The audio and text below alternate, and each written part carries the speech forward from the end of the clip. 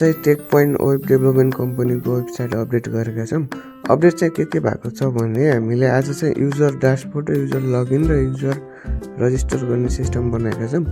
अनि एडमिनको त हामीले हिजो नै गराएका थियौँ भने आज टिममेटहरूलाई एड गराएका छौँ, टिम मेम्बरहरूलाई। अनि दुईवटा पेजेसहरूलाई पनि एड गराएका छौँ, प्राइजिङ र एफएक्यू आस्क क्वेसनको लागि। सँगसँगै हामीले अटो च्याट बक्स पनि राखेका छौँ। तल अटो च्याट, यसले चाहिँ कम्पनीको बारेमा अटोमेटिक च्याट रिप्लाई गर्छ, कम्पनीको बारेमा मात्र रिप्लाई गर्छ कसैले मेसेज गर्यो भने। अब चाहिँ हामी एडमिनलाई र युजरलाई लगइन गरेर हेरौँ होइन। मैले चाहिँ अलरेडी अकाउन्टहरू बनाएको छु र यो कुरा चाहिँ मैले हाइड गरिराखेको छु है। तलपट्टि एडमिन राखेको छ अनि माथि युजर लगइन र एडमिन लगइन दुइटै अप्सनहरू देखिन्छ। मैले चाहिँ एडमिनलाई लगइन गराएँ होइन। माथिपट्टि एडमिन र लगआउट दुइटै देखाएको छ। अनि हाम्रो टोटल कति अर्डर आएको छ अनि पेन्डिङमा कतिवटा आएको छ, एक्सेप्टेड अनि रिजेक्ट अनि डिलिट हाम्रो के भएको छ हाम्रो ड्यासबोर्डमा देखाइरहेको छ। तलपट्टि चाहिँ हाम्रो अर्डर अनि पेन्डिङ रहेको छ अनि एक्सेप्टेड अनि रिजेक्टेड र डिलिट। हिजो चाहिँ हामीले डिलिट अप्सन राखेका थिएनौँ होइन, आज चाहिँ डिलिट गर्ने अप्सन राखेका छौँ।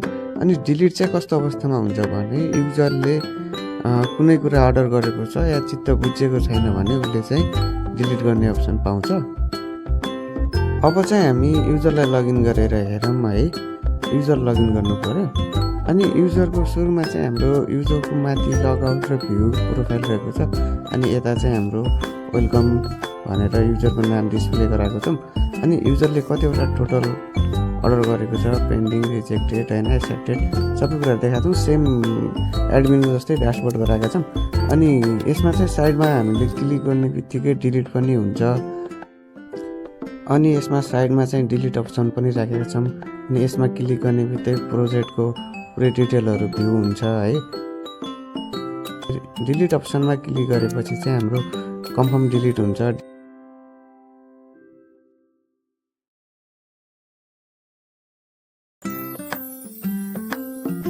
अनि यहाँ हाम्रो अर्डर नाउको बटन पनि राखेका छौँ। अनि अर्डर नाउमा क्लिक गरेपछि हाम्रो सर्भिसेसहरू डिस्प्ले हुन्छ। अनि कुनै पनि अर्डरमा क्लिक गरिसकेपछि यहाँ आफ्नो डाटाहरू फिल गर्नु पर्यो। त्यसपछि अर्डर नाउ गरिसकेपछि हाम्रो सिधै ड्यासबोर्डमा पनि देखिन्छ, एडमिनको ड्यासबोर्डमा। अनि यहाँ चाहिँ हामीले पेमेन्ट अथेन्टिकेसन बनाएका छौँ। पेमेन्ट अथेन्टिकेसन चाहिँ बनाउनु पर्छ पछि, यो चाहिँ मैले रेन्डमली राखेको छु। अनि यहाँ हामीले अर्डर गर्नुको लागि चाहिँ हामीले भन्नुपर्दा हामीले बाहिर आएर लगआउट गरेर चाहिँ अर्डर गर्नु परेन। हाम्रो अकाउन्ट लगइन गरिसकेपछि भित्रैबाट पनि अर्डर गर्न सकिन्छ।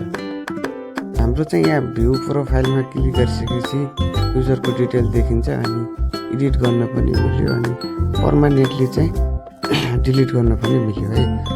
अब चाहिँ हामी एडमिनलाई लगइन गरेर हेरौँ। अनि एडमिनको पासवर्ड मैले यताउति राखेर लगइन गराएँ। अनि एडमिनको ड्यासबोर्डमा चाहिँ टोटल 22वटा अर्डरहरू आएको रहेछ, पेन्डिङ, रिजेक्टेड। अनि हिजो चाहिँ हामीले डिलिट अप्सन राखेका थिएनौँ अनि युजरलाई, आज चाहिँ डिलिट अप्सन राखेका थियौँ युजरलाई। अनि युजरले डिलिट गरेको कुरा चाहिँ हाम्रो ड्यासबोर्डमा देखिन्छ कतिवटा डिलिट भएको छ भनेर। एडमिनको ड्यासबोर्डमा जुन अर्डर गरेको कुराहरू चाहिँ हामीले भ्यू गर्न पनि मिल्यो होइन। अर्डरहरू कतिवटा आएको छ अनि रिजेक्टेड, एक्सेप्टेड गर्न पनि मिल्यो। अनि तलपट्टि चाहिँ हाम्रो कन्ट्याक्टबाट आएको मेसेजहरू पनि राखेका छौँ। अनि माथि एडमिनले चाहिँ लगआउट गर्न पनि मिल्यो है। अब चाहिँ हामी मोबाइल इन्टरफेसमा चाहिँ कस्तो देखिन्छ एकचोटि हेरौँ है, मोबाइल इन्टरफेस पनि। अब चाहिँ हामी मोबाइल इन्टरफेसमा आएको छ। मोबाइल इन्टरफेसमा पनि एकदम स्मुथली चलिरहेको छ है। त्यस्तो प्रब्लम केही पनि आएको छैन, एकदम स्मुथली चलिरहेको छ। सर्भिसेसहरू पनि राम्रो देखिरहेको छ है, सब एकदम स्मुथली चलेको छ। त्यसपछि हाम्रो प्राइसिङको सेक्सन पनि एकदम राम्रो चलेको छ। अर्डर गर्न पनि मिल्छ, अर्डर गर्ने तरिका राम्रो पनि छ। के कुरा अपडेट गराएको छ मैले अर्डर गर्दाखेरि चाहिँ युजरले अकाउन्ट लगइन गरेपछि मात्रै अर्डर गराएको छ। अनि त्यसपछि हामी एकचोटि चाहिँ हाम्रो यहाँ रजिस्टर गर्नुपर्छ है। युजरले लगइन गर्दाखेरि रजिस्टर गर्ने अप्सन पनि बनाएको छ। कस्तो म अघि चाहिँ ल्यापटपको स्क्रिनबाट चाहिँ देखाउन सकिनँ, बिर्सेछु। अब यहाँ चाहिँ युजर लगइन गर्न मिल्यो। त्यसपछि रजिस्टर गरिसकेपछि लगइन गर्न पनि मिल्यो है। मैले चाहिँ यहाँ चाहिँ लगइन गर्दाखेरि चाहिँ एडमिन र युजरको दुइटैको छ। मैले चाहिँ यहाँ हाइड गर्छु, तपाईँहरू हेर्नु होला। मैले सुरुमा युजरले लगइन गराएर हेर्छु।